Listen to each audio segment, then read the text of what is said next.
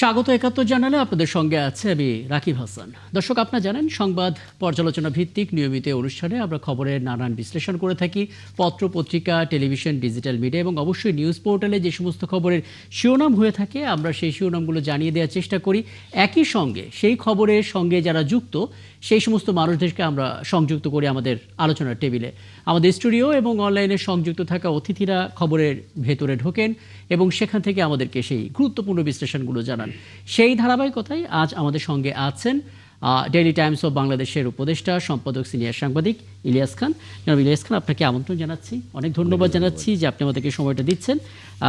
অনেক খবর আছে, কিন্তু আমরা আসলে দেখতে পাচ্ছি বেগম খালেদা জিয়ার দাফনের তৃতীয় দিন, রাষ্ট্রীয় শোকও শেষ হয়েছে, কিন্তু মানুষের শোকটা আসলে শেষ হয়নি। এই শীতের মধ্যে কনকনে ঠান্ডা উপেক্ষা করে পঞ্চগড় থেকেও একজন বৃদ্ধ এসেছেন সপরিবারে। সে খবর নিয়ে আমরা প্রতিবেদন তৈরি করেছি। নানান দিক আছে, এটা নিয়ে একটু কথা বলার চেষ্টা করব। এবং বলে রাখি দর্শক, আমাদের সঙ্গে এই গোটা আয়োজন জুড়ে পর্যায়ক্রমে ধারাবাহিকভাবে বিভিন্ন অতিথিরা অনলাইনেও যুক্ত হবেন। বলে রাখি দর্শক, আমাদের সঙ্গে এই আয়োজনে ঠিক এই মুহূর্তে যুক্ত আছেন বিএনপি দলীয় সাবেক এমপি শিরিন সুলতানা, বর্ষীয় রাজনীতিবিদ। তার কাছ থেকে অনেক মূল্যবান অভিজ্ঞতা আমরা আসলে জানার চেষ্টা করতে পারবো আশা করি। এবং একই সঙ্গে বিপ্লবী ওয়ার্কার্স পার্টির সাধারণ সম্পাদক সাইফুল হক, তিনিও আছেন। আপনাদের দুজনকে আমন্ত্রণ জানাচ্ছি এবং অনেক কৃতজ্ঞতা জানাচ্ছি রাতেও আমাদেরকে সময়টা দিচ্ছেন। এবং বেশ কিছু বিষয় আছে যেখানে আসলে আপনাদের কাছ থেকে মূল্যবান বিশ্লেষণগুলো আমরা জানতে পারবো।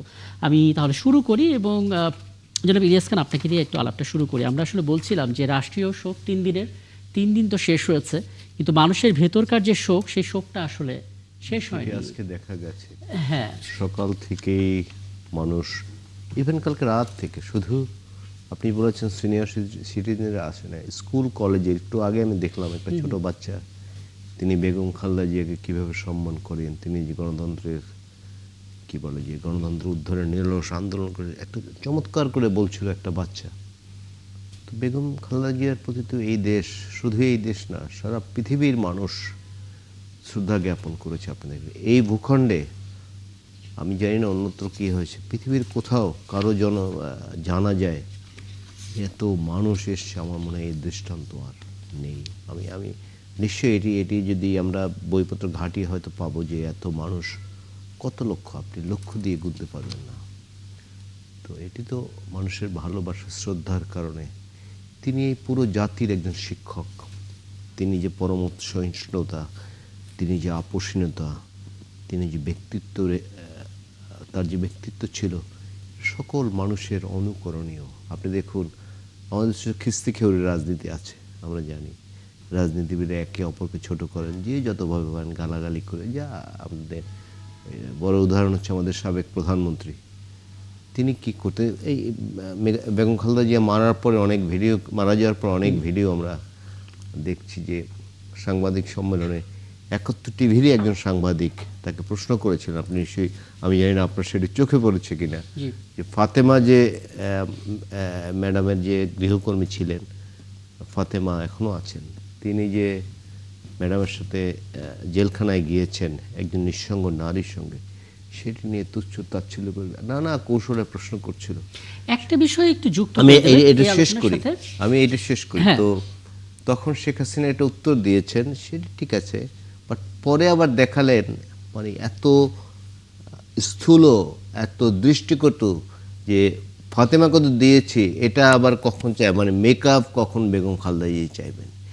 এই নিষ্ঠুরতা আমরা রাজনীতি চাই না। বাট বেগম খালেদা জিয়া, আমি শেষ করি, বেগম খালেদা জিয়া জীবনে একটি কারো প্রতি বিরাগবশত, কারো প্রতি প্রতিহিংসাবশত একটি শব্দ জীবন উচ্চারণ করেন, একটি শব্দ। হ্যাঁ, আমি বলছিলাম যে মোটামুটিভাবে 10টা এরকম ব্যঙ্গাত্মক বক্তব্য সেই আমলের, এটা এখনই আপনাকে বলতে পারবো। কিন্তু আমি আসলে তরুণদের কথা একটু আলাদা করে জানতে চাইছিলাম। মানে যেই তরুণদের বক্তব্য আমরা শুনছিলাম তারা আসলে সেই আমলটা দেখেনি, যে আমলে আসলে বিএনপি চেয়ারপারসন সংসদে ছিলেন, প্রধানমন্ত্রী হিসেবে দায়িত্ব পালন করছিলেন। এখন তারা সেটা শুনছেন এবং শোনার পর তারা এখানে আসছেন সেই কবরটাকে জিয়ারত করতে। এই বিষয়টা আসলে কিভাবে দেখছেন? তরুণদের ছুঁয়ে গেছে, তারা ভালো কিছু শুনতে চায় আসলে।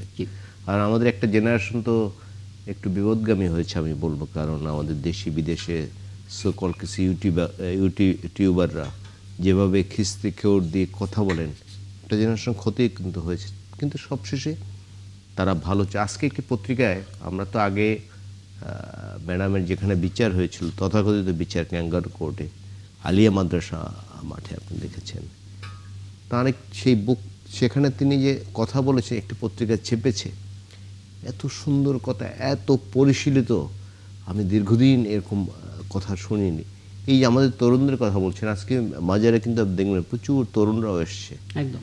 এবং আমাদের একটি জেনারেশনকে কিন্তু এই যে এখন যারা তরুণ, সুস্থ রাজনীতি, পরিশীলিত রাজনীতি, মানবাধিত রাজনীতি, এগুলো ভুলিয়ে দেওয়া হয়েছিল, নির্বাচন ভুলিয়ে দেওয়া হয়েছিল।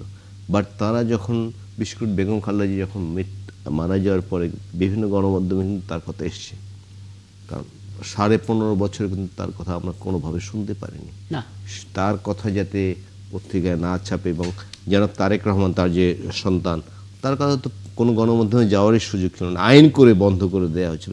কত দুর্বিনীত রাষ্ট্র ছিল আপনি চিন্তা করেন। তো বেগম খালেদা জিয়াকে এখন তরুণ প্রজন্ম জানছে, স্কুলের শিক্ষার্থীরা জানছে এবং বুঝতে পারছে যে তিনি কেমন মানুষ ছিলেন। এই যে কথাটা আমি বললাম, একটি শব্দ জীবন উচ্চারণ করেনি, কোনো অশ্লীল, কোনো প্রতিহিংসা পরায়ণ। এবং আপনি দেখবেন, এই প্রসঙ্গে আমি বলি, তার যে সন্তান জনাব তারেক রহমান, তিনি এসে যে বক্তৃতা দিয়েছেন, তাকে যারা 17 বছর দেশের বাইরে রাখলো, তার ভাইকে হত্যা করলো, তারপরে নানা সংকটের মধ্যে দিয়ে তিনি গেছেন, কিন্তু কারো বিরুদ্ধে এই যে 300 ফিট যেটাকে বলে নতুন, যেটা 36 জুলাই এক্সপ্রেসওয়ে সড়ক, একটি কথা তিনি বলেন নাই। কেন ইমাজিন যে মানুষ কত পরমত সহিষ্ণু, মানুষের ভদ্রতা কোন পর্যায়ে। তো তিনি তো খালেদা জিয়ারই সন্তান।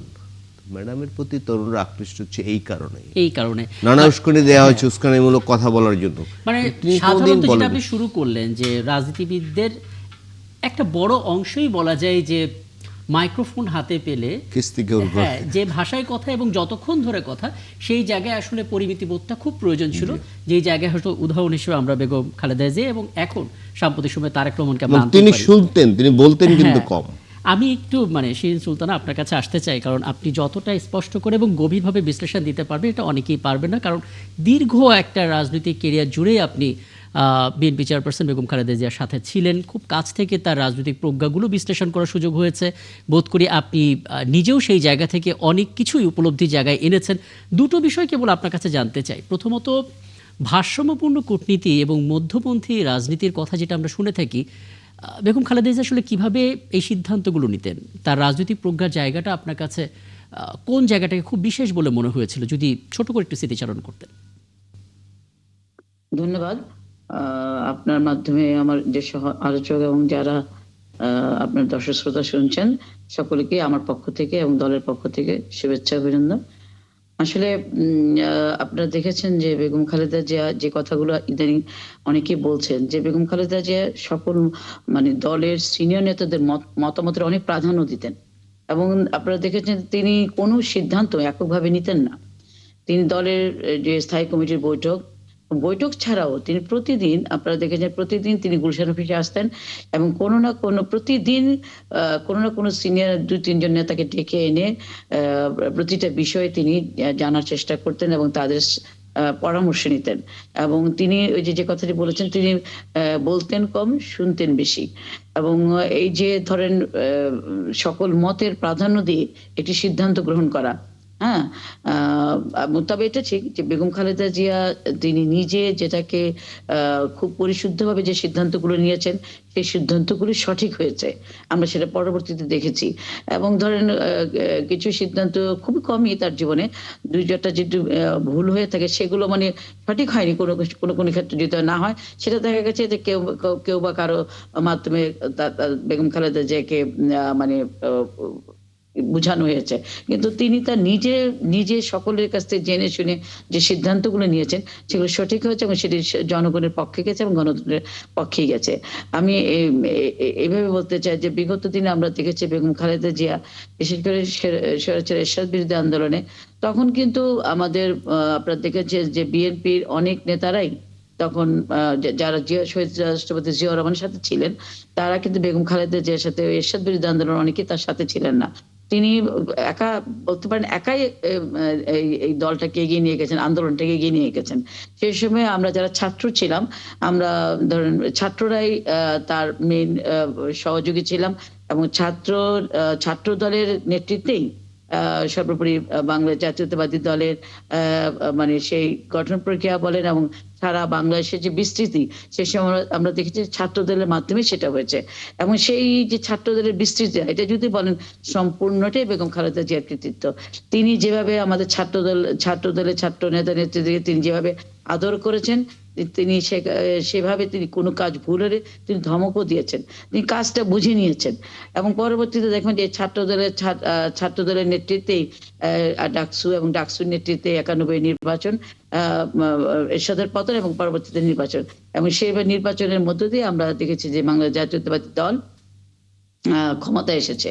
এবং ক্ষমতা আসার পরে আপনার পরবর্তীতে তিনি যেটা করেছেন সেটা বলেছে, যারা ছাত্রদল করো তারা ছাত্রদল আবার পড়াশোনায় ফিরে যাও। তোমরা এখন পড়াশোনার সময় তোমার পড়াশোনায় ফিরে যাও। যে কারণে আমরা সে সময় কিন্তু একমাত্র আমানুল্লাহ আমান বাদে আমরা সবাই কিন্তু আবার ছাত্রত্বে ফিরে গিয়েছিলাম এবং মানে আমাদের পড়াশোনা শেষ করেছি। কিন্তু পরবর্তীতে আজকে দেখেন যে বেগম খালেদা জিয়া কত দূরদর্শী সম্পন্ন একজন নেত্রী ছিলেন। এবং আজকে দেখেন 24-এর গণ আন্দোলন, একটি যে আন্দোলনের মধ্য দিয়ে আমরা ফ্যাসিস্ট মুক্ত হয়েছি।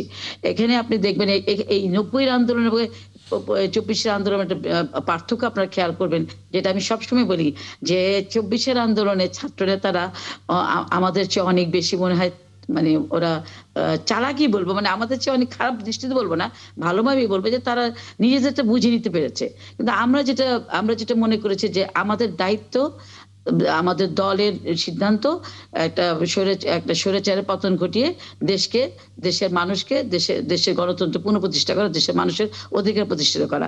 কিন্তু পরবর্তীতে আমরা দেখলাম যে এখনকার যে ছাত্র সমাজ, যে কথাটি আমার ভাই ইলিয়াস বলেছেন, যে এখনকার প্রজন্মকে আমরা হয়তো সেইভাবে শিক্ষা দিতে পারছি না, বা তারা অনেকটাই আত্মকেন্দ্রিক হয়ে গেছে।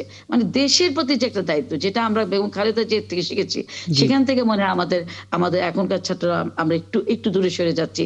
যে কারণে আপনি দেখেন যে আজকে এনসিপি নেতৃত্ব বা বৈষম্যবিরোধী ছাত্র আন্দোলনের নেতৃত্বে আমরা ফ্যাসিস্টের পতন ঘটেছে, পরবর্তীতে এই বৈষম্য নেতৃত্বে এনসিপি দল গঠন করেছে। কিন্তু আজকে খুব কষ্ট হয় যে এনসিপির মতো দল কিন্তু আজকে সেভাবে মানে মাথা উঁচু করে দাঁড়াতে পারছে না। ইতিমধ্যে তাদের মধ্যে ভাঙন তৈরি হয়েছে।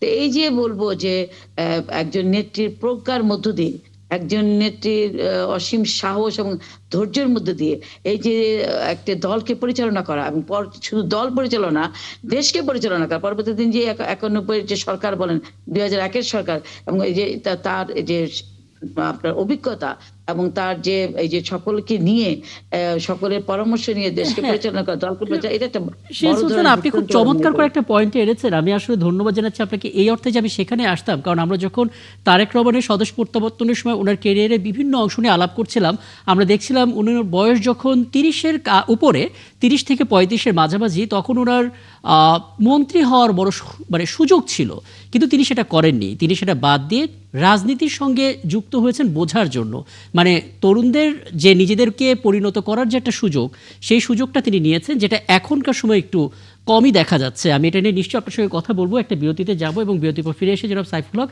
আপনার কাছে জানার চেষ্টা করব আসলে বেগম খালেদা জিয়া একটা ঐতিহাসিক নির্বাচনে সাক্ষী হতে পারতেন, কিন্তু তাকে পাওয়া যাচ্ছে না। একটা শূন্যতা থাকবে বটে, কিন্তু সেই শূন্যতার পরও যেহেতু নির্বাচনটা আসছে, এখানে আসলে অনেক ধরনের সমীকরণ আছে। সেই সমীকরণের জায়গাটা নিয়ে আপনার সঙ্গে নিশ্চয়ই বিরতির পর ফিরে এসে আলাপ করবো।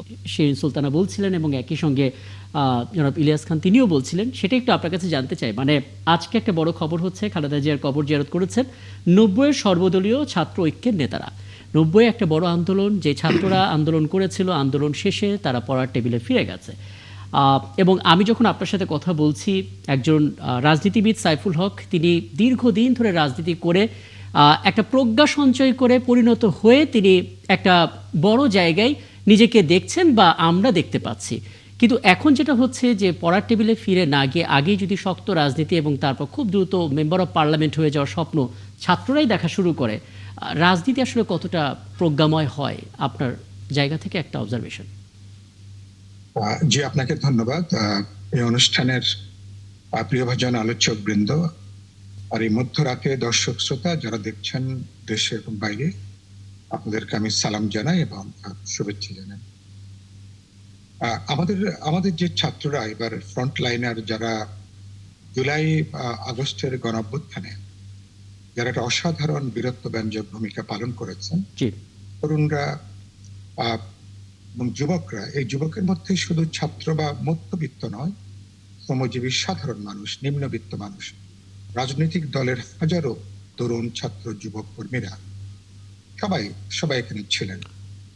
তো এই ছাত্ররা, যেটা আপনি বলছিলেন, এই ছাত্ররা স্বাভাবিকভাবে অভ্যুত্থানে যে, যদি বলি, তার সংগ্রামী চৈতন্য, বৈপ্লবিক চৈতন্যকে ধারণ করবেন, তাকে তারা এগিয়ে নেবেন, এটাই ছিল কাঙ্ক্ষিত। এবারই একমাত্র ব্যতিক্রম, আমি যদি ৬৯ থেকে এ পর্যন্ত বলি, বাংলাদেশে সম্ভবত জীবিত যদি হাতে গোনা কয়েকজন মানুষ থাকেন যারা ৬৯-এর গণঅভ্যুত্থানে শারীরিকভাবে অংশ নিয়েছেন, ২৪-এর গণঅভ্যুত্থান পর্যন্ত, জি মুক্তিযুদ্ধ থেকে শুরু করে এরশাদ সামরিক স্বৈরতন্ত্র বিরোধী আন্দোলনে, আমি সম্ভবত সেই বিরল মানুষদের একজন হব। জি আমার সুযোগ হয়েছে কখনো ছাত্রকর্মী, কখনো সংগঠক, কখনো নেতৃত্বদায়ী ভূমিকা পালন করবার জন্য। কিন্তু এবারই প্রথম আমাদের এই বীর ছাত্ররা এবার তারা সরাসরি সরকারের অংশীদারিত্ব এবার তারা দাবি করলেন।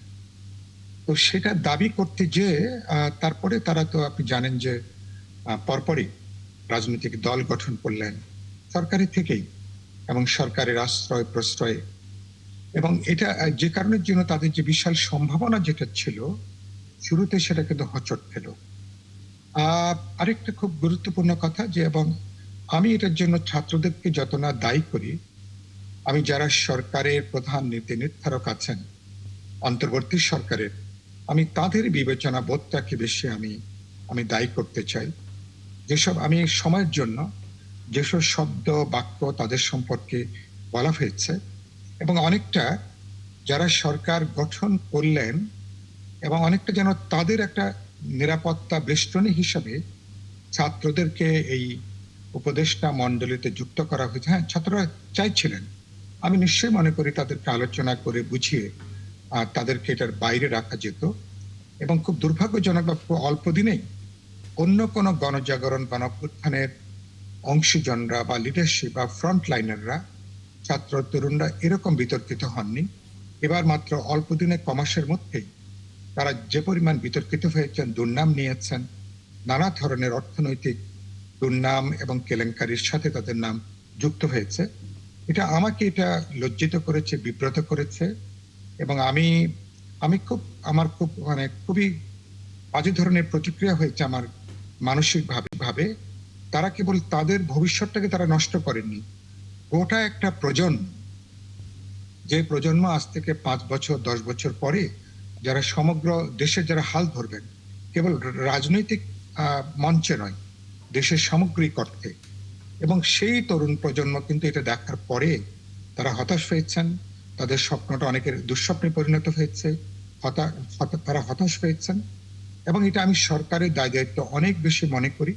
এমনকি যেসব মব সন্ত্রাসগুলো সংগঠিত হয়েছে, অধিকাংশগুলোতেই সরকারের প্রত্যক্ষ পরোক্ষ মদত কোনো না কোনোভাবে আমরা কিন্তু কাজ করতে, আপনি খেয়াল করবেন। এবং তাদেরকে, তরুণদেরকে নানাভাবে তাদেরকে ব্যবহার করা, তাতে কেবল সরকার বিতর্কিত হননি, এই তরুণদের বর্তমানের সাথে ভবিষ্যৎটাকে বড় ধরনের শঙ্কা ঝুঁকির মধ্যে কিন্তু আজকে নিয়ে যাওয়া হয়েছে, তাদেরকে খানিকটা পথভ্রষ্ট কিন্তু তারপরে করা হয়েছে।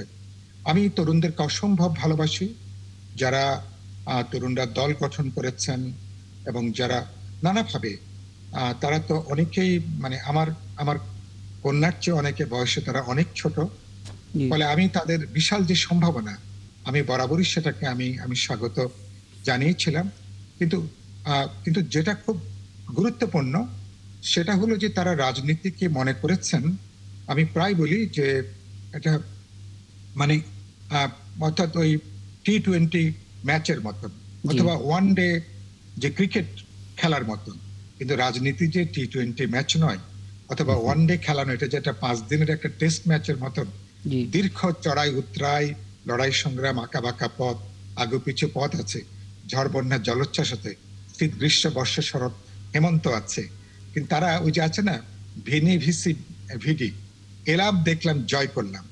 তো এবং সরকারকে এই প্রবণতাটা খারাপ, সরকারকে অভিযুক্ত করি, সরকারের অনেক উপদেষ্টারা যেমন লোভে পড়েছেন, আমাদের এই ছাত্র তরুণদের মধ্যে একটা লোভ তারা জাগিয়ে তুলেছেন। দুর্ভাগ্যের জায়গাটা হচ্ছে এইখানে। ফলে যে তরুণরা ভবিষ্যতের জন্য আমাদেরকে হাল ধরবেন, এটা হচ্ছে আমার খুব দুঃখের জায়গা, বেদনার জায়গা, গভীর রক্তক্ষরণের একদম। জায়গা। আমি আসলে এই পর্যবেক্ষণ বা এই মতামতটা একটু নিলাম। আমি শেন সুলতানের কাছে আসবো, তবে তার আগে জনাব ইলিয়াস খান, নিশ্চয়ই আপনার এখানে একটা কোনো বক্তব্য আছে।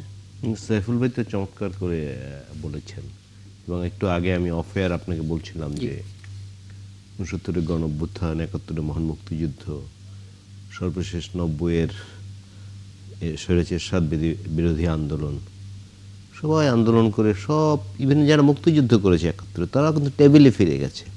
অর্থাৎ আমাদের তরুণ বন্ধুরা যাদের উপর আমরা অনেক আশা করেছিলাম, তারা সচিবালয়মুখী হলেন, নিজেরা উপদেষ্টা হলেন, তাদের যারা আন্দোলনে ছিলেন তাদেরকে বিভিন্ন মন্ত্রণা দিলেন। এবং এই একটি রেজাল্ট আমি বলি, নিশ্চয়ই এই অনুষ্ঠান যারা দেখছেন বা আপনি সবাই জানেন যে শেখ হাসিনা একজন পিয়ন ছিলেন, এবং শেখ হাসিনা নিজে কিন্তু বলেছেন যে 15.5 বছরে 400 কোটি টাকা কামাই করেছে, আমি যদি ভুল না শুনে থাকি, হয়তো আরও বেশি। আর সজীব ভুঁইয়া সাহেবের একজন পিএস বা এপিএস, তিনি কিন্তু 2-3 মাসের মধ্যে কয়েকশো কোটি টাকা কামাই করছেন, এমন অভিযোগ আছে। আরেকটি বিষয়, খুব এই বিষয়টাকে উত্থাপন করে না, বাট এটা উত্থাপন করা উচিত। যখন হাসান আরিফ সাহেব মারা গেলেন, তার হাতে কিন্তু স্থানীয় সরকার মন্ত্রণালয় ছিল, সেটি কত অভিজ্ঞ লোক আছে এই উপদেষ্টা পরিষদে, তাদের সবাইকে বাদ দিয়ে সজীব ভুঁইয়া সাহেবকে কেন দেয়া হলো? আপনি দেখবেন যে সব সময় যে সরকার ক্ষমতায় থাকে, যে দল ক্ষমতায় থাকে, তার মহাসচিবকে কিন্তু এই মন্ত্রণালয়ে দেওয়া হয় সাধারণত, বা পার্টি যিনি সাধারণ সম্পাদক থাকে। 2-1 বার ব্যতিক্রম হয়েছে, বাট অধিকাংশ ক্ষেত্রে কিন্তু সেটি হয়। কিন্তু আমরা এবার কি দেখলাম, যে সজীব ভুঁইয়া সাহেবকে, যিনি জীবনে কোনোদিন ওই অর্থে রাজনীতিও করেন না, আমি জানি না করেছেন কিনা, তাকে এই মন্ত্রণালয়টি হঠাৎ করে কেন দেয়া হলো? এই প্রশ্ন কিন্তু অনেক, এটা তো মনে হয় কিছুটা যেন আছে। সাইফুল হক খুব চমৎকার করে বলেছেন যে অন্তর্বর্তী সরকারের যে বিবেচনা, সেই বিবেচনাকে আসলে দায়ী করা। আমি আরো কথা বলবো এটা নিয়ে। শিন সুলতানা, খুব সংক্ষেপে আপনার কাছে একটু জানতে চাই, মানে আপনি নিজে মাঠের আন্দোলনে ছিলেন ছাত্র অবস্থায়, এবং তারপরে আপনি নিজেই বলছিলেন যে পড়ার টেবিলে ফিরে গেছেন, পুরোপুরি নেতাকে অনুসরণ করেছেন এবং পরবর্তীতে নিজেই নেতা হয়েছেন। তার মানে নেতায় পরিণত হওয়ার জন্য এইটা যে T20 ম্যাচ না, সেটা খুব চমৎকার করে আসলে আমরা ব্যাখ্যাটাও পেলাম। মুশকিল হচ্ছে, যে সমস্ত ছাত্রদের একটা অপার সম্ভাবনা ছিল বাংলাদেশের রাজনীতিকে একটা অনন্য উচ্চতায় নিয়ে যাওয়ার, যেমন রাজনৈতিক সচেতন তারা ছিলেন, এটা সবাইকে গৌরবান্বিত করছিল, এখন তো তারা লোভে পড়ে গেলেন, কিংবা লোভের ফাঁদে পড়ে দেয়া হলো কোনো না কোনোভাবে। সামনে কি দেখছেন, বেরোনোর উপায় কি? ছোট করে একটা সমাধানটাই অন্তত আপনার কাছ থেকে নিতে চাই। আমি যেটা বলছিলাম যে ধরেন দীর্ঘদিন আমাদের ছাত্র সংসদ নির্বাচনগুলো হচ্ছিল না, যেটা আমাদের সরকার বলেন বা পরবর্তী সরকার বলেন, এই যে ছাত্র সংসদ নির্বাচনগুলো হচ্ছিল না, তারপরে যে ধরেন গত 17 বছর ছাত্র দল বিশ্ববিদ্যালয় ক্যাম্পাসগুলোতে ঢুকতে পারেনি, শিক্ষাঙ্গনে ঢুকতে পারেনি। এই যে আপনার ছাত্র বা ছাত্র নেতা থেকে রাজনীতিবিদ হওয়া, এই যেটা পরিক্রমা, এই পরিক্রমাটা কিন্তু আমরা দেখেছি দীর্ঘদিন বন্ধাত্ম অবস্থায় রয়েছিল। তো এবার আমাদের একটা প্রত্যাশা ছিল, এবং আমরা কিন্তু সবসময় বলতাম যে আমরা যারা ছাত্র দল করেছি তাদের এক ঝাঁক তরুণ বা তরুণীরা আমরা তখন পরবর্তী প্রজন্ম কিন্তু আমরা এসে রাজনীতিতে, জাতীয় রাজনীতি এসেছি, কিন্তু দীর্ঘদিন ধরে কিন্তু এই প্রক্রিয়াটা বন্ধ আছে। তো এইবার একটা আমার আশা ছিল যে এই প্রক্রিয়াটা শুরু হলো, এবং এর মধ্যে দিয়ে হয়তো বা আমরা নতুন রাজনৈতিক নেতৃত্ব, যারা দেশ পরিচালনা করবে, যারা জনগণের মানে রাজনীতিবিদ ছাড়া তো রাষ্ট্র পরিচালনা করা যায় না, রাজনীতিবিদদেরকে এগিয়ে আসতে হবে, রাজনীতিবিদ হতে হবে। সেখানে একটা বড় একটা সুযোগ ছিল, কিন্তু আবারও হোঁচট খেলাম যে এই যে কথাগুলো আপনারা এখন আলোচনা করলেন, যে এই ছাত্র নেতাদের মধ্য থেকে এই যে সজীব ভুঁইয়ার মতো ছোট্ট একটা ছেলেকে স্থানীয় সরকার মন্ত্রণালয়ের মধ্যে গুরুত্বপূর্ণ মন্ত্রণালয় দেয়া, এবং তার যে সে নিজে বা তার পিএসএ আপনার দুর্নীতিতে জড়িয়ে যাওয়া, শুধু তাই না, আরো কয়েকজন উপদেষ্টার নামে আমরা দেখলাম যে দুর্নীতির অভিযোগ। তো সেখানে আমি বলবো যে আমি ছাত্রদের কথাই শুধু বলবো যে এই প্রক্রিয়া থেকে বের করতে হলে আমার মনে হয় যে আগামী নির্বাচনের মধ্য দিয়ে যারাই সরকারি আসুক না কেন, আমি মনে করি ছাত্রদের যে শিক্ষাঙ্গনগুলোতে আবারও লেখাপড়ার পরিবেশ তৈরি করতে হবে। পাশাপাশি ছাত্র রাজনীতির যে সকল দলকে নিয়ে রাজনীতি করার যে প্রক্রিয়া, এই প্রক্রিয়াটা পুনরায় আবার চালু করতে হবে। তা না কিন্তু একটা পর্যায়ে গিয়ে দেখবেন যে আমার মনে হয় যে রাজনীতিবিদদের একটা মানে বড় ধরনের শূন্যতা আমি এই মুহূর্তেই দেখতে পাচ্ছি। চমৎকার। আমি এবার অন্য একটা বিষয় নিয়ে যাই, কিন্তু এই একই আলাপের সঙ্গে সম্পৃক্ত, এবং এই আলাপটা আবার শুরু করতে চাই জনাব সাইফুল হক আপনাকে দিয়ে। আমরা 25 ডিসেম্বর তারেক রহমানের স্বদেশ প্রত্যাবর্তন উপলক্ষে 36 জুলাই সড়কের সামনে যে সংবর্ধনার একটা আয়োজন করা হয়েছিল, সেখানে আপনি ছিলেন এবং আপনি দেখছিলেন বিপুল পরিমাণ মানুষের উপস্থিতি, এবং তার ঠিক সপ্তাহখানেক আগে যা যা ঘটেছে বাংলাদেশে, তাতে বলা হচ্ছিল ভারত ও বাংলাদেশের সম্পর্ক একেবারে তলানিতে ঠেকেছে। এরপর আমরা দেখলাম 25শে ডিসেম্বরের পর 5 দিনেরও কম সময় সেই সুখের অনুভূতিটা ছিল, তারপরে একটা বিষাদের সুর ঘটে গেল। বেগম খালেদা জিয়া আমাদেরকে ছেড়ে চলে গেলেন। শোক জানাতে এলেন ভারতের পররাষ্ট্রমন্ত্রী, এবং যে ভাষায় তিনি শোকটা জানিয়েছেন, এবং ওখানে অর্থাৎ দিল্লিতে যে শোক বইতে স্বাক্ষর করা হয়েছে, তাদের কূটনৈতিক যে ব্যবহার, সেটা দেখে অনেকে এটা বলা শুরু করেছেন যে ভারত বাংলাদেশের সম্পর্কটা যে বরফ, সেটা গলতে শুরু করেছে। যদিও আমাদের পররাষ্ট্র উপদেষ্টা বলেছেন এত দূর ভাবার প্রয়োজন নেই, কিন্তু বিশ্লেষকের চোখ তো অনেক কিছুই আসলে নজরে পড়ে। আমি আপনার রাজনীতিবিদের চোখ থেকে একটু বুঝতে চাই পুরো বিষয়টা। জি, আপনাকে ধন্যবাদ। আমি সাম্প্রতিক ঘটনাগুলি খুবই তাৎপর্যপূর্ণ। বাংলাদেশের গত 2 সপ্তাহের যদি মাত্র ঘটনা বলি আমরা তাকাই, সেই ঘটনা অনেক নতুন মাত্রা যুক্ত করেছে। প্রথমত বলতে চাই, বিএনপির অ্যাক্টিং চেয়ারপারসন, যিনি হয়তো আশা করি তিনি বিএনপির পুরো রাজনৈতিক বা সাংগঠনিক দায়িত্ব গ্রহণ করবেন চেয়ারপারসন হিসেবে। ফলে তার স্বদেশ প্রত্যাবর্তনকে কেন্দ্র করে এটা ছিল আমার কাছে হচ্ছে এরকম, বিএনপি যে দলটা, আমি অনেক জায়গায় বলেছি, উপমহাদেশের খুব কম দলকে এত জুলুম নিপীড়নের শিকার হতে হয়েছে, এবং বিএনপি এত জুলুম নিপীড়নের শিকার হওয়ার পরেও দলটা যে ঘুরে দাঁড়িয়েছে, ঐক্যবদ্ধ হয়েছে, সংহত হয়েছে, এবং নানা হত্যা, গুম, খুন এবং অপহরণ, অনেক অনেক ঘটনা, মিথ্যা মামলা, হয়রানিমূলক মামলা, তারেক রহমানের ফেরাটা ছিল মানুষ এগুলাকে গ্রহণ করেনি। ফলে বলতে পারেন মানুষের এক ধরনের এই যে আশাকে কেন্দ্র করে মানুষের যে উচ্ছ্বাস, মানুষের এই যে অবদমিত হওয়া, অপমানিত হওয়া, এবং মানুষ সবসময় আমাদের এখানে যারা জুলুম নিপীড়নের শিকার হন তাদের প্রতি এক ধরনের দরদ বলেন, মমতা বলেন, ভালোবাসা বলেন, তার একটা জন্ম নেয়। অন্য মাত্রার পাশাপাশি এটাও আমার কাছে নতুন একটা মাত্রা, এটা আমার কাছে মনে হয়েছে।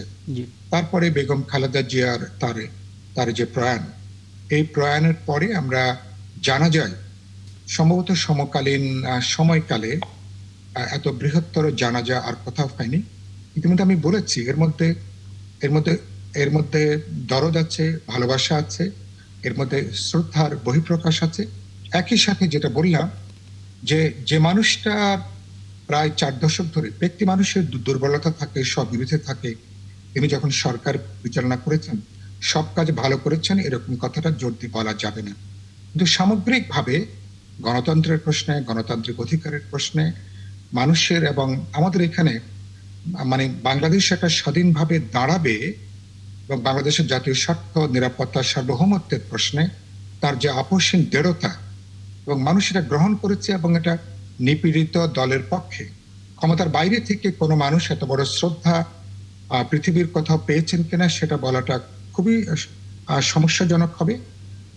এগুলো খুব গুরুত্বপূর্ণ। ভারত বাংলাদেশের অংশটা যদি আপনার, আচ্ছা, ভারত বাংলাদেশের ক্ষেত্রে আমি যেটা বলতে চাই, প্রথমত এটা সত্য যে ভারতের পররাষ্ট্র মন্ত্রীর ঢাকাতে আসা, এটা নিশ্চয়ই একটা গুরুত্বপূর্ণ রাজনৈতিক বার্তা, যেটা তারা বলে এসেছিলেন যে তারা একটা নির্বাচিত সরকারের জন্য তারা অপেক্ষা করছেন, যার সঙ্গে তারা একটা কূটনৈতিক অথবা একটা পারস্পরিক সম্পর্কের জায়গা তারা তৈরি করবেন। কিন্তু আমি ব্যক্তিগতভাবে যে অন্তর্বর্তী সরকারকে আমি মনে করি যে সরকার একটা অভ্যুত্থানের মধ্য দিয়ে সরকার হয়েছে, সরকার নিয়ে আমাদের সমালোচনা আছে, আপত্তি আছে, কিন্তু এটা তো আমাদের সরকার। কিন্তু সেই সরকার সম্পর্কে ভারতের সাউথ ব্লকের নীতি নির্ধারকদের যে দৃষ্টিভঙ্গি, অবস্থান, এটাকে আমি গ্রহণ করি না। আমি মনে করি এটা অভ্যুত্থানের বিরুদ্ধে এক ধরনের বিদ্বেষ, বাংলাদেশের বিরুদ্ধে এক ধরনের বিদ্বেষ, এবং আমি মনে করি যে এই বিদ্বেষটা এখন পর্যন্ত শেষ হয়নি।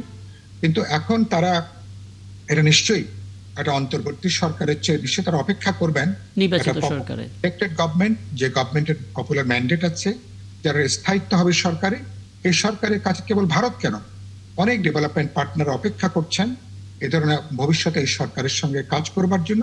এটা নিশ্চয়ই একটা ইতিবাচক দিক, কিন্তু ভারতের দৃষ্টিভঙ্গিটাকে আমি সঠিক বলে বিবেচনা করি না। একদম এবং হ্যাঁ, ন্যূনতম একটা ওয়ার্কিং অ্যালায়েন্স লাগবে। আপনার বৈরী প্রতিবেশীর সাথেও একবারে চলতে গেলে পাশের ঘরে যদি আগুন ধরে আপনার ঘর কিন্তু নিরাপদ না। না। আপনি নিরাপত্তাহীন হলে আমার নিরাপত্তা বোধ কিন্তু বাড়ে না।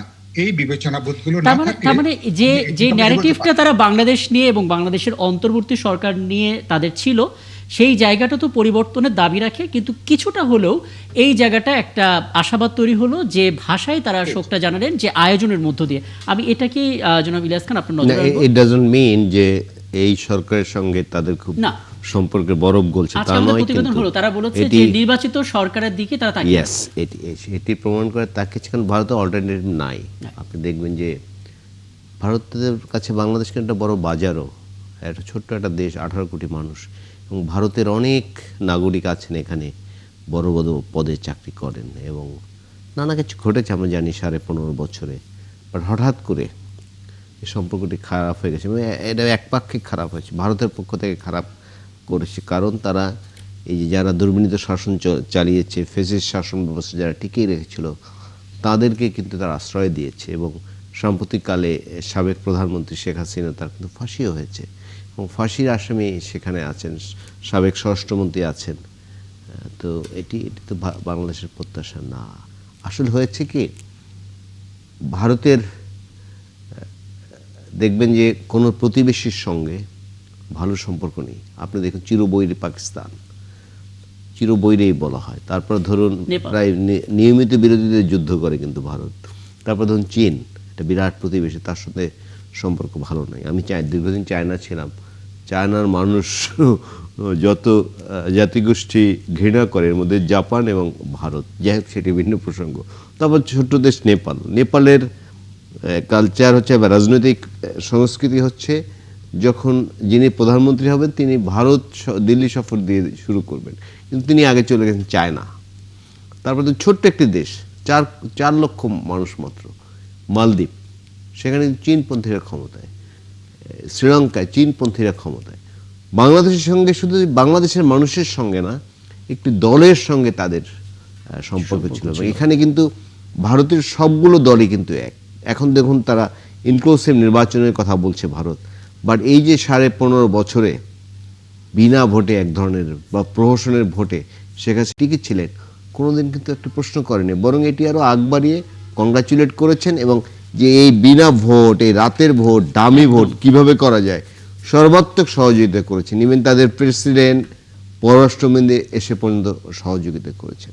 তো ভারতের এখন উপলব্ধি হওয়ার সময় আসছে। এবং আপনি দেখুন যে আমরা বলি যে আমি যদি ভুল না জেনে থাকি, পৃথিবীর কোথাও এরকম বর্ডারে এত মানুষ হত্যা করা হয় না। এই যে পাকিস্তানের কথা বললাম, এত বৈরিতা, কিন্তু প্রতিদিন কিন্তু মানুষ মারে না, হঠাৎ হঠাৎ যুদ্ধ হয়, হয়তো অনেক বছর পর যুদ্ধ হয়, কিন্তু বাংলাদেশের বর্ডারে কিন্তু প্রায় মানুষ মারা যায়। এবং এটা কিন্তু একপাক্ষিক, শুধু বাংলাদেশের মানুষই মারা যায়।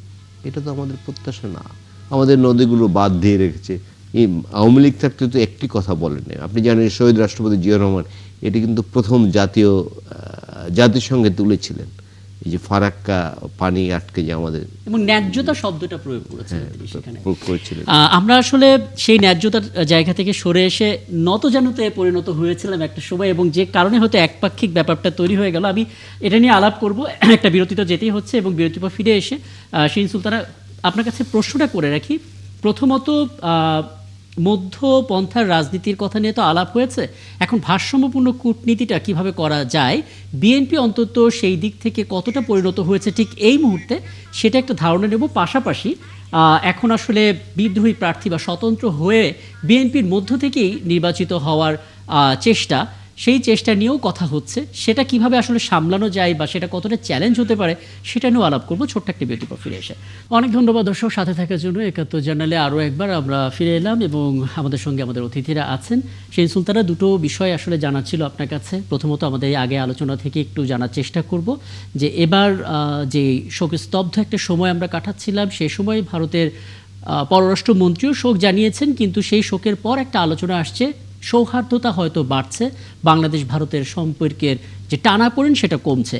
আপনার রাজনৈতিক দৃষ্টিতে একটা ব্যাখ্যা তো জানবো, পাশাপাশি বিএনপির জন্য এটা একটা চ্যালেঞ্জ হতে পারে কিনা যে দলের ভেতরে সবাই আসলে এই সময়টাতে নির্বাচনে মনোনয়ন চাইবেন, যাকে দেয়া হয়েছে তার বিপরীতে হয়তো স্বতন্ত্র হয়ে দাঁড়িয়ে যাবেন। মানে এটাকে সামাল দেওয়াটা কতটা চ্যালেঞ্জিং, দুটো একসাথে। ধন্যবাদ। প্রথম প্রশ্নের উত্তর হিসেবে বলতে চাই যে বাংলাদেশ জাতীয়তাবাদী দল যে যে শহীদ রাষ্ট্রপতি জিয়া রহমান যে কথাটি বলেছেন, দেশের বাইরে আমাদের অনেক বন্ধু আছে কিন্তু কিন্তু প্রভু নেই। তো বাংলাদেশ একটি স্বাধীন সার্বভৌম রাষ্ট্র হতে পারে, আমরা ছোট রাষ্ট্র, আমাদের পার্শ্ববর্তী রাষ্ট্র ভারত অনেক বড় রাষ্ট্র বা চীন বড় রাষ্ট্র। তো সেখানে সেই সম্পর্ক অবশ্যই সকল রাষ্ট্রের সাথে সকল সম্পর্ক থাকবে, এটাই স্বাভাবিক। কিন্তু সেই সম্পর্কটা হবে সমতার ভিত্তিতে, অর্থাৎ আমরা একটি রাষ্ট্র, তারা একটি রাষ্ট্র। কিন্তু আপনি লক্ষ্য করবেন গত কয়েকদিন ধরে যে মানে ২-৩ দিন ধরে আমরা দেখছি যে তার আমাদের ভারপ্রাপ্ত চেয়ারম্যানের কাছে বেগম খালেদা জিয়ার শোক বার্তা নিয়ে ভারতের যে আসলেন পররাষ্ট্রমন্ত্রী জয়শঙ্কর এবং যে বার্তাটা নিয়ে আসছেন সেটা নিয়ে অনেক কিন্তু আপনার অনেক যারা কি বট বাহিনী বলে এরা অনেক কিছু লেখালেখি করছেন।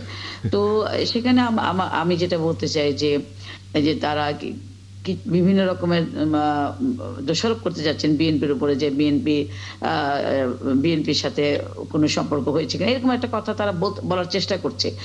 তারেক রহমানের এই আশা এবং এই যে আজকের এই তারা কিছু একটা রং দিতে যাচ্ছে। সেখানে আমি বলতে চাই যে দেখেন বেগম খালেদা জিয়া আজকে না, বেগম খালেদা জিয়া একাকারের সময় এবং পরবর্তী এই 17 বছরে বেগম খালেদা জিয়াকে কিন্তু অনেক ধরনের অফার দেওয়া হয়েছিল যে আপনি বিদেশে চলে যান, আপনার ছেলেরা বাইরে আছে, আপনি সেখানে ভালো থাকবেন। এবং সে কিন্তু তিনি একটি প্রস্তাব গ্রহণ করেননি, কারণ তিনি জানেন যারা তাকে এই প্রস্তাব দিচ্ছে তারা আধিপত্যবাদ একটি শক্তি, তারা বাংলাদেশের গণতন্ত্রকে বিনষ্ট করতে চায় এবং তারা দেশের স্বাধীনতা সার্বভৌমত্বকে নিয়েও তারা ষড়যন্ত্র করতে চায়। সে কারণে কিন্তু তিনি কোনো ধরনের অফারে তিনি কিন্তু রাজি হননি। আজকে তারই যোগ্য উত্তরসূরি তারেক রহমান এসছেন এবং তিনি তার বাবা মায়ের উত্তরাধিকার সূত্রেই তিনি নিশ্চয়ই তিনিও এটা অনুধাবন করছেন এবং তিনি এই একই ভিত্তিতে যে পার্শ্ববর্তী দেশের রাষ্ট্রের সাথে আমাদের সম্পর্ক থাকবে জনগণের সাথে, কোনো ব্যক্তি বা দলের সাথে নয়। সে কারণে আমি মনে করি যে আমাদের যে ভবিষ্যৎ যে কর্মপন্থা বিভিন্ন রাষ্ট্রের সাথে আমাদের সেটা থাকবে সমতার ভিত্তিতে একটি স্বাধীন রাষ্ট্র হিসেবে। এবং মনে হয় বিএনপির এই যে পররাষ্ট্র নীতি যে সমতার ভিত্তিতে সুসম্পর্ক থাকবে সবার সাথে, কিন্তু কোনো প্রভু নির্বাচন বাংলাদেশ করবে না, এই বার্তাটা বোধহয় ভারত খুব স্পষ্টভাবে পেয়েছে, যে কারণে হয়তো তাদের মধ্যে এরকম আচরণটা আমরা দেখলাম। এটা নিশ্চয়ই ইতিবাচক, এটা নিয়ে হয়তো পরবর্তীতে আলাপ আমরা করতেই পারি। কিন্তু আপনি যে আরেকটি কথা বলেছেন যে আমাদের স্বতন্ত্র প্রার্থীর ক্ষেত্রে, সেখানে আমি বলবো যে আপনি ইতিমধ্যে আপনারা দেখেছেন যে আমাদের প্রথম দিনই ৮ জন নেতাকে, গুরুত্বপূর্ণ নেতাকে আমাদেরকে দল থেকে বহিষ্কার করা হয়েছে। এবং এই ব্যাপারে কিন্তু আমাদের দলের সিদ্ধান্ত খুব কঠোর এবং অতীতে আমরা দেখেছি যে দলের সিদ্ধান্তের বাইরে গিয়ে কেউ নির্বাচন করে যে জিতে আসবে এবং সে এসে জিতে আসবে, এই ধরনের পরিকল্পনা, এই ধরনের ইয়া কিন্তু খুব কমই হয়। কারণ দলের ছায়া যার উপর থাকে সেই কিন্তু নেতা এবং সেই কিন্তু নির্বাচিত হয়। দলের বাইরে গিয়ে খুব বেশি কামিয়াব হওয়ার সুযোগ কিন্তু নাই। তা আজকে অনেকে হয়তো মনে করছে যে একটি রাজনৈতিক দল যেহেতু বড় রাজনৈতিক নির্বাচন প্রতিদ্বন্দ্বিতা করছে না, কাজে স্বতন্ত্র দাঁড়ালেই বোধহয় পাশ করে যাবে, এই ধারণাটি ভুল। এবারও দেখবেন যে আমাদের ভারপ্রাপ্ত চেয়ারম্যান ইতিমধ্যেই যে কঠোর অবস্থানে আছেন, আমি মনে করি যে এই ধারা অব্যাহত থাকবে এবং স্বতন্ত্র প্রার্থীরাও তারা যদি দল করতে চায় এবং দল যদি সত্যিকার অর্থে এবং এই বেগম খালেদা জিয়ার অনুপস্থিতিতে এখন যে একটা শোকের মধ্যে আমরা আছি, এই পরিস্থিতিতে যে যারা স্বতন্ত্র প্রার্থী হচ্ছেন এবং আমাদের অনেক বড় বড় নেতারাও দেখছি হচ্ছেন, আমার মনে হয় তাদের বোধোদয় উদয় হবে এবং তারা এই এই জায়গা থেকে ফেরত আসবেন এবং ইনশাআল্লাহ দলের যে সিদ্ধান্ত, সেই সিদ্ধান্ত মোতাবেক এই ধরনের প্রার্থীরা কমে যাবে এবং আমরা কামিয়াব হব। একদম। আমি আপনার সাথে আমি একটু যোগ করি। বিএনপি যে বড় দল, প্রতিটি আসনে কমপক্ষে 10 জন নেতা আছেন নির্বাচন করার মতো, নমিনেশন পাবেন তো একজন। 10 জনকে তো নমিনেশন দেওয়া সম্ভব না। সুতরাং কিছু বিদ্রোহ হবে, বাট এই বড় রাজনৈতিক দলের জন্য এটি কোনো বিষয় নেই, এটি সময়ে ঠিক হয়ে যাবে, এটুকুই ভাবা, এর বাইরে কোনো ভাবার সুযোগ নেই। দেখেন, আমি গেল 4 থেকে 5 দিন টানা এই আয়োজনে কেবল একটা শব্দ, একটা সংকট বারবার শুনছি। একটু আগে সেন সুলতানও সেটা ইঙ্গিত দিয়েছেন, বট বাহিনী। মানে যা ঘটে না সেটাকে খুব চমৎকার করে আসলে গণমাধ্যমের নকল করে ফটোকাট করে মানুষের কাছে পৌঁছে দেয়া। আপনার মনে হয় কিনা রাজনৈতিক অস্থিরতা নির্বাচনকালীন সময় একটা বড় মাথা ব্যথা হতে পারে? এই না, বট বাহিনী চিহ্নিত হয়ে গেছে। যেমন দেশনেত্রী বেগম খালেদা জিয়ার এই যে মৃত্যু, কত বড় ধৃষ্টতা, কত বড়, আমি তো দেখছিলাম যে এবারকার হাসপাতালে ভর্তির সময় থেকে শুরু করে মৃত্যু পরবর্তী সময় পর্যন্ত কত প্রকার মিথ্যাচার করেছে। তারা এক সময় বলল যে জনাব তারেক রহমান তিনি আসলে দেশে ফিরবেন না, একটা ন্যারেটিভ তৈরি করার চেষ্টা করেছিল। এখন যে আপনি যেটি বললেন, একটু আগে আপাও বললেন যে ভারতের সাথে সম্পর্ক, বিএনপি তো একটা দায়িত্বশীল দল। আমি এখানে ঢাকায় বসে ভারতকে একদম পৃথিবী থেকে উচ্ছেদ করে দিলাম, স্লোগান দিলাম আধিপত্যবাদ, এইসব নানা কিছু বলে, শুদ্ধ অশুদ্ধ, শ্লীল অশ্লীল শব্দ বলে, এটি তো কোনো ভাষা হতে পারে, এটি তো বিএনপির কাজ না। বিএনপি যিনি প্রতিষ্ঠাতা শহীদ রাষ্ট্রপতি জিয়াউর রহমান, তিনিও বলেছেন, ইভেন বেগম খালেদা তিনিও বলেছেন যে বাইরে আমাদের কোনো প্রভু নেই, আমাদের বন্ধু আছে এবং সবার সাথে আমরা মিলেমিশে চলবো। আমরা একটু ছোট্ট দেশ, এটা তো অস্বীকার করার উপায় নেই, তাই না? আমাদের সবার সাথে মিলেমিশে চলতে হবে, খুব ভালো কূটনীতি চালাতে হবে। বিএনপি কিন্তু এটা দেখিয়েছে। আজকে অন্য একটা অনুষ্ঠানে আমি বলেছি, সেই প্রসঙ্গে আমি এই বাক্যটার পরে বলবো যে ভারতকে কেউ উচ্ছেদ করে দেবে আর প্রতিবেশী আমি চেঞ্জ করতে পারবো? আমি যদি চাই আমার প্রতিবেশীকে আমি চেঞ্জ করে ফেললাম, আমি কি পারবো? সুতরাং প্রতিবেশীর সঙ্গে যাতে উইন উইন সিচুয়েশনে মর্যাদার ভিত্তিতে ভালো সম্পর্ক থাকে, সেটাই তো হওয়া উচিত। একদম। এবং শহীদ রাষ্ট্রপতি জিয়াউর রহমান এবং দেশনেত্রী বেগম খালেদা জিয়া তারা কিন্তু চোখে চোখ রেখে কথা বলেছেন, ভারতকে দেখলে চোখ নুইয়ে কথা বলেননি। অনেক দেশ এবং আমরা দেখলাম যে এটা একটা অদ্ভুত রসায়ন, যে চোখে চোখ রেখে কথা বলা সাথে শিষ্টাচারটাও বজায়। জি, সেটাই তো আমি বললাম। এবং আপনি দেখুন যে বেগম খালেদা জিয়া মৃত্যুর পরে ভারত কত সম্মান দেখিয়েছে। এখানে তাদের পররাষ্ট্রমন্ত্রী এসে সম্পর্ক কিন্তু একদম বইরে দুই রাষ্ট্রের মধ্যে অনেকটা বলা যায় গত 1.5 বছর ধরে। তারপর ভারতের একজন কেন্দ্রীয় মন্ত্রী হাই কমিশনে চলে গেছে। এটা তো নেগেটিভলি, ওই যে বট বাহিনী আপনি বললেন, এইসব ন্যারেটিভ তৈরি করে আলাপটা শেষ করব। ছোট একটা বিরতিতে যাব, ফিরে এসে অন্য প্রসঙ্গে কথা বলবো। তবে তার আগে একটা মন্তব্য নিয়েই নিতে চাই সেই সুলতানা আপনার কাছে। সেটা হচ্ছে যে বলা হচ্ছে এবার আপনারা যারা বড় রাজনৈতিক দলের প্রার্থীরা আছেন তাদের একটা চাপ নিতে হবে, যেটা ইতিহাসে কখনো নিতে হয় নাই। সেটা হচ্ছে গুজবের চাপ। এবং শুধুমাত্র গিয়ে ভোট চাইলেই হবে না, তাদেরকে সচেতনতার কাজটাও আসলে প্রার্থীকে করতে হবে। একটু কি বলবেন সংক্ষেপে, কি ধরনের চাপ আসলে গুজবের বিরুদ্ধে এই মুহূর্তে ফিল করছেন আপনারা? খুব সংক্ষেপে। জি না, আমরা যেটা এই মুহূর্তে ফিল করছি যে আপনার সোশ্যাল মিডিয়াতে তারা বেশি অ্যাক্টিভ থাকছে, তারা মাঠে ময়দানে নেই, তারা সোশ্যাল মিডিয়ায় খুব অ্যাক্টিভ। সোশ্যাল মিডিয়াতে তারা বিভিন্ন যে করলে ফটো কার্ড তৈরি করে সেখানে বিভিন্ন প্রার্থীদেরকে বিকৃত করে উপস্থাপনা, বিভিন্ন কর্মকাণ্ড বিকৃত করে উপস্থাপনা করছে। তবে আমরাও এখন যে বললাম, ইলিয়াস বলেছে যে আমাদের পটবাহিনী চিহ্নিত হয়ে গেছে, তো চিহ্নিত হয়ে গেলে কিন্তু যে শত্রু যদি চিহ্নিত হয়ে যায় কাজ করতে অনেক সুবিধা, সেই অনুযায়ী আমরা আমাদের পদক্ষেপগুলো নিচ্ছি আর কি, সেভাবে আমরা পদক্ষেপ নিয়ে ইনশাল্লাহ এগিয়ে যাবো। চমৎকার। আমি বলে রাখি, আমরা একাত্তর টেলিভিশন আসলে অপতথ্যের বিপরীতে সঠিক তথ্য প্রচার করার জন্য একটা আয়োজন করেছি, ফেক নিউজ স্ক্যানার, এবং সেখানে আসলে বিভিন্ন শ্রেণী পেশার মানুষকে নিয়ে যে অপতথ্যগুলো ছড়ায় সেটার বিপরীতে সঠিক তথ্য তুলে ধরার চেষ্টা করি। এবং আপনাকে অগ্রিম আমন্ত্রণ জানিয়ে রাখলাম, নিশ্চয়ই কোনো একটা আয়োজন আপনাকে পাবো এবং সেখানেও আপনার কথাগুলো শুনতে পারবো। অনেক ধন্যবাদ, আপনি রাতে আমাদেরকে সময় দিয়েছেন এবং বেশ কিছু বিষয় আসলে আপনার সাথে আলাপ করে পরিষ্কার হলো।